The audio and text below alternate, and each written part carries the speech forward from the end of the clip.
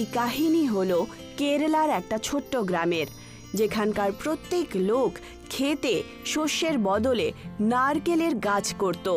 সান্দ, এই যে সান্দ, আরে সকাল সকাল কোত্থেকে এলে? তোমাকে দেখতেই পাই না। আসলে আন্না, আমার শরীরটা খারাপ ছিল।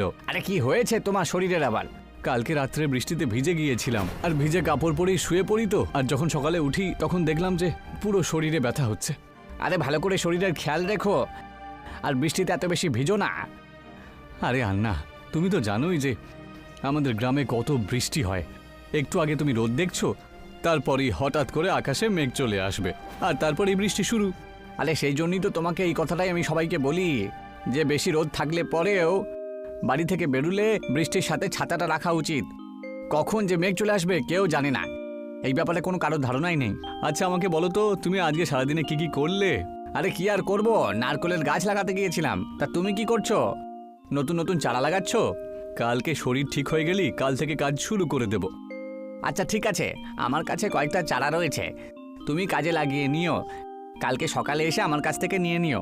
ঠিক আছে আন্না। আন্না নিজের বাড়ির দিকে চলে যায়। যাই গিয়ে একটু জমিটা আমি দেখে আসি যে কত চারা লাগানো যাবে। সন্ধু নিজের ক্ষেতের দিকে রওনা হলো, যেখানে রাস্তায় সে দেখতে পায় নারায়ণীকে। এখন শরীর কেমন আছে সন্ধু? আন্না বলছিলেন যে তোমার শরীর একটু খারাপ আছে। হ্যাঁ, এখন একটু ঠিক আছি। তা তুমি কোত্থেকে আসছো? বাবার সাথে খেতে গাছের রোপাইয়ের জন্য গেছিলাম। আমিও তো জমির দিকে এগোচ্ছি, ওই একটু দেখে নি যে কত চারা ওখানে লাগাতে হবে। আচ্ছা, আরে হ্যাঁ, বাবা বলেছিল যে যখন তোমার নিজের পাকা বাড়ি হবে না তখন তোমার সাথে আমার বিয়ে করিয়ে দেবেন, নয়তো বাবা আমার সম্বন্ধ অন্য জায়গায় খুঁজে নেবেন। তুমি গিয়ে বাবাকে বলো যে আমি খুব চেষ্টা করছি, ঠিক আছে? আর এই বছরের শেষ সময় পর্যন্ত আমার নিজের একটা পাকা বাড়ি হয়ে যাবে, তাই অন্য কোনো সম্বন্ধ দেখার দরকার নেই। এইটুকু বলে সন্ধু নিজের ক্ষেতের দিকে চলে যায়, আর নারায়ণী নিজের বাড়ির পথে চলে যায়। নারায়ণীর কথার পর এখন সন্ধু একটু চিন্তিত হয়ে উঠল। তারকে এখন তাড়াতাড়ি পাকা বাড়ি বানাতেই হবে। এই বছরে যদি নিজের পাকা বাড়ি না করতে পারি তাহলে নারায়ণীকে আমি বিয়েও করতে পারবো না। এই বছর আমাকে কঠোর পরিশ্রম করে অনেক নারকেল গাছ লাগাতে হবে। সন্ধু খেতে চলে যায় আর মাপ নিয়ে চলে আসে যে ও কত কত দূরে গাছের রোপণ করতে পারবে। বাড়ি ফেরার পর সে খাবার বানায় আর খাবার খেয়ে ঘুমোতে চলে যায়।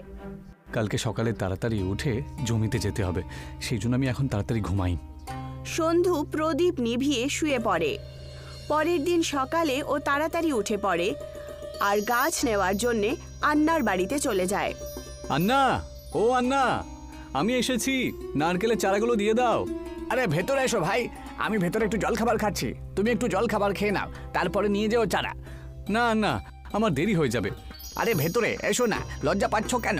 তাড়াতাড়ি এসো ভেতরে। এই নাও মা, ওকে একটু জল খাবার বাইরেও দিয়ে এসো।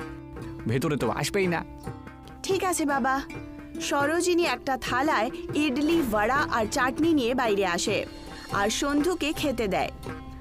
এই নাও দাদা, জল খাবার খেয়ে নাও। আর জল খাবার খেতে শুরু করে।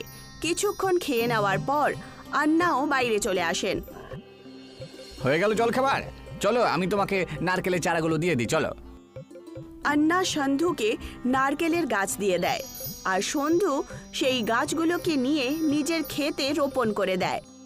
এবারে অনেক পরিশ্রম করতে হবে আমাকে, তাহলেই পাকা বাড়ি তৈরি করার পয়সা জোগাড় করতে পারবো। সন্ধু গাছ রোপণ করার পর তার গোড়ায় ছোট্ট ছোট্ট গর্ত করে তার মধ্যে খাদ আর জল ঢেলে দেয়, যাতে সেগুলো তাড়াতাড়ি বড় হয়ে যায়। এখন সন্ধু প্রত্যেক দিন নিজের খেতে যায় আর গাছে জল দিতে শুরু করে।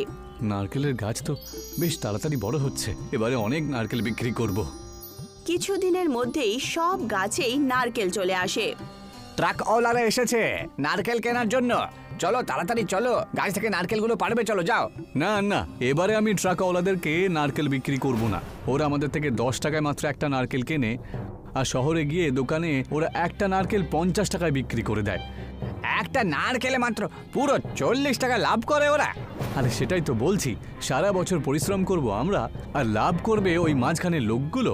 আর এমনিতেও এই বছরে আমার বেশি পয়সার দরকার রয়েছে, কারণ পাকা বাড়ি বানাতে হবে। আমার মেয়ের বিয়েও তো আমি ভাবছিলাম যে আমি শাহুকারের কাছ থেকে কিছু পয়সা নিয়ে নেব, কিন্তু এবার আমিও শহরে গিয়ে নারকেল বিক্রি করব, তাহলে ধার নেবার কোনো প্রয়োজন পড়বে না। আন্না আর সন্ধু দুজনই নিজের ক্ষেতে হয়ে যাওয়া নারকেল ভেঙে দেয় আর বস্তায় ভরে শহরে নিয়ে গিয়ে বিক্রি করে দেয়, যার কারণে দুজনের কাছেই ভালো টাকা চলে আসে। পয়সা জমা করে সন্ধু নিজের পাকা বাড়ি বানিয়ে নেয় আর আন্না নিজের মেয়ে সরোজিনীর বিয়ে করিয়ে দেয়।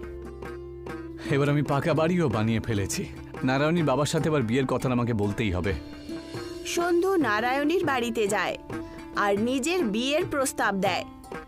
পাকা বাড়ি বানানোর কারণে এখন নারায়ণের বাবা ওদের দুজনের বিয়ের জন্য সহমতি দেন। আরে এত জোরে বৃষ্টি হচ্ছে কেন? সন্ধু দেখতে পায় যে তার গ্রামে খুব দ্রুত মুষলধার বৃষ্টি হতে শুরু করেছে আর দেখতে দেখতেই বৃষ্টির জল জমা হতে শুরু করে। এখন কি করব? কালকে বিয়ের দিন আর আজ এত জোরে বৃষ্টি হচ্ছে, পুরো গ্রামে জল ভরে গেছে। আগে নিজের বাঁচার কথাটা ভাবো, বুঝেছো? বন্যায় বাড়ি ডুবতে বসেছে। আরে আমরা বেঁচে থাকলে যে কোনো দিন বিয়েটা করতে পারি। আস্তে আস্তে বৃষ্টি আরো দ্রুত হতে থাকে আর সময় কাটতে শুরু করে। বন্যার জল বাড়ির ভেতরেও যেতে শুরু করে দেয় আর বাড়ি ভাঙতে শুরু করে। আরে তাড়াতাড়ি এখান থেকে চলে যাও বাচ্চা, আমাদের বাড়িও মনে হচ্ছে ভেসে যাবে। তাড়াতাড়ি মন্দিরে চলো। আন্না নিজের মেয়েকে নিয়ে মন্দিরে চলে যায়, যেখানে সমস্ত গ্রামবাসীরা শরণ নিয়েছিল। মন্দির এমনিতে তো গ্রামের নিচু অবস্থাতেই ছিল, কিন্তু তা সত্ত্বেও বন্যার জল ওখানে ঢুকতেই পারছিল না। এসো, আমার হাতটা ধরো, জল কিন্তু বেরিয়েই চলেছে। সন্ধু নিজের প্রাণ নিয়ে নারায়ণী আর তার বাবাকে নিয়ে মন্দিরে পৌঁছে যায়। এখন সমস্ত গ্রামবাসীরা বন্যার জল কম হওয়ার অপেক্ষা করতে থাকে। আস্তে আস্তে বৃষ্টি কম হয়ে যায়, কিন্তু গ্রামবাসীদের বাড়ি জলের কারণে ভেঙে গেছিল, সেই জন্য সমস্ত লোকেরা বেঘর হয়ে যায়। আমি অনেক কষ্ট করে নিজের একটা পাকা বাড়ি বানিয়েছিলাম, আর আজকে সেই বাড়িটা আমার চোখের সামনে ভেসে গেল, আর আমি কিচ্ছু করতে পারলাম না। আমাদের সবার বন্যায় ভেসে গেল। তোমার শুধু একারই ক্ষতি হয়নি, ঈশ্বরের অশেষ কৃপা যে আমরা সবাই এখনো পর্যন্ত বেঁচে রয়েছি। ঠিকই বলেছো তুমি আন্না, বেঁচে আছি এটাই যথেষ্ট। বাড়ি তো আমরা আবার বানিয়ে নিতে পারবো। তক্ষুনি ওখানে নারায়ণী আর তার বাবা চলে আসে। এখন তো আমার কাছে কাঁচা বাড়িটাও আর নেই, তাহলে কি এবার আর নারায়ণের সাথে আমার বিয়েটা আপনি দেবেনই না? না বাবা, এমন ব্যাপার নয়। তুমি হলে খুবই পরিশ্রমী ছেলে, আজ নয়তো কালকে তোমার বাড়ি তুমি বানিয়েই নেবে। আর আমি তো খুব খুশি যে আমি তোমার মতন একজন পরিশ্রমী জামাই পেয়েছি, যিনি আমাদেরকে এই বিপদের সময়ে আমাদেরকে আশ্রয় দিয়েছেন। এসো, ওনাকে ধন্যবাদ জানাই। সমস্ত গ্রামবাসীরা এখন মন্দিরের উঠোনে একত্রিত হয় আর আয়াপ্পা দেবের পুজো অর্চনা করে। হে প্রভু, আমাদের সবাইকে আপনি আপনার বাড়িতে শরণ দিয়েছেন, সেই জন্য আমরা সবাই গ্রামবাসীরা আপনার কাছে কৃতজ্ঞ থাকিব। কিন্তু আমরা আর কতদিন এখানে থাকবো? হে প্রভু, আমরা পরিশ্রম করে আবার বাড়ি তো তৈরি করতে পারি, কিন্তু বন্যাতে তো আমাদের জমিও শেষ হয়ে গেছে। এখন আপনি আমাদেরকে পথ দেখাতে পারবেন। তক্ষুনি খুব দ্রুত গতিতে হাওয়া চলে আর মন্দিরের প্রাঙ্গণে লেগে থাকা একটা নারকেলের গাছ খুব জোরে নড়তে শুরু করে। তার থেকে একটা বড় নারকেল নিচে পড়ে যায় আর তার দুটো টুকরো হয়ে যায়। ওই নারকেলটা দেখতে দেখতেই একটা বড় গ্রামে পরিবর্তিত হয়, যেখানে সমস্ত লোকেদের জন্য একটা একটা বাড়ি আর ক্ষেতও তৈরি হয়ে যায়। প্রভুর জয় হোক। আমরা সবাই জানি যে আমাদের জমির ওপরে আর গ্রামের ওপরে জাদু করে দিয়েছেন। এখন সমস্ত লোকেরা নিজের জন্য একটা একটা বাড়ি নিয়ে নেয় আর তাতে থাকতে শুরু করে। নারকেলের দ্বারা তৈরি হওয়া এই গ্রামে চারদিকে উঁচু উঁচু দেয়াল ছিল, যাতে কখনো বন্যাও চলে আসে, তাহলে বন্যার জল গ্রামে না আসতে পারে। এবারে আমি নারকেলের সাথে সাথে নিজের জমিতে সবজিও চাষ করব। নারায়ণীর বাবা নারায়ণী আর সন্ধুর বিয়ে খুব ধুমধাম করে করিয়ে দেন, যেখানে সমস্ত গ্রামবাসীরা সামিল হয়।